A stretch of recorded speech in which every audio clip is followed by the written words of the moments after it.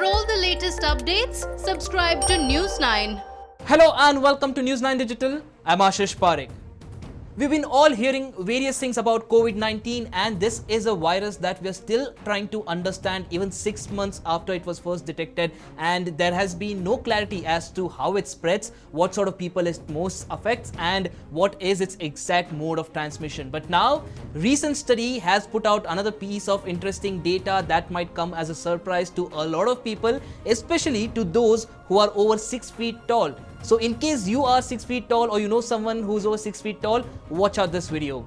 So a data from 2000 plus people in the US and the UK has showed that men above 6 feet were twice as likely to be diagnosed with coronavirus. Yes, out of the 2000 people, 1000 in the UK and 1000 were in the US, and 339 people were over 6 feet tall.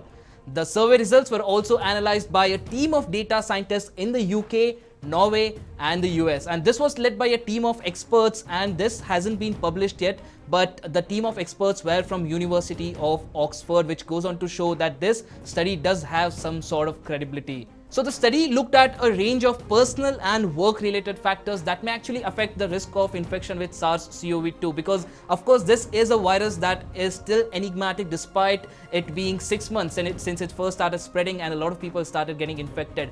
But why does it happen? Is there some sort of a genetic mutation that happens? Is there some sort of a genetic vulnerability that these people over 6 feet have? Well, the researchers have said that this does not really mean that tall people are somehow genetically more vulnerable to infection than those lesser than 6 feet. This probably means that the fact that there has been a lot of discussion about how airborne transmission is affecting a lot of people and how it might actually be a reality, and aerosols that actually could linger around in the air even after being exhaled, all of these factors could actually be contributing to the fact that people over 6 feet are contracting the virus. Because initially it was believed that the virus is mainly spread through sneezing and coughing, but now it has come to light that the lingering particles, the lingering aerosols in the air also in fact go ahead and affect people who are susceptible to such diseases and such viruses in particular. The World Health Organization, however, has said that there is evidence which is emerging about this particular possibility, but there is no clarity about that. But that again leaves everyone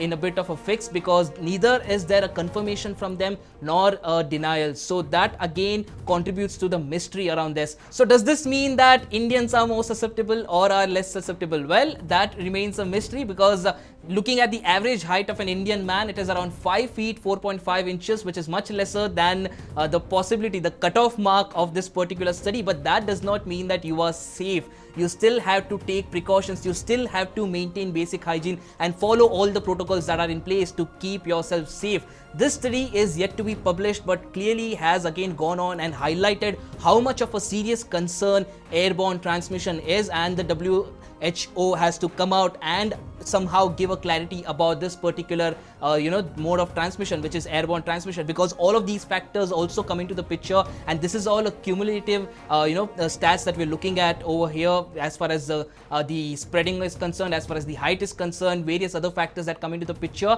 Genetically it is not understandable as of now, but clearly this is a case which is contributing to the airborne transmission and is a direct result of that. So what do you guys think? You guys think 6 feet or higher men are more susceptible, or do you think this study is just another enigmatic piece of research that is again contributing to the fear factor of COVID-19, or do you think that this actually nails down the possibility of an airborne transmission? Do let us know what you think in the comment section below, and also do not forget to like, share and subscribe to News 9. Thanks for watching.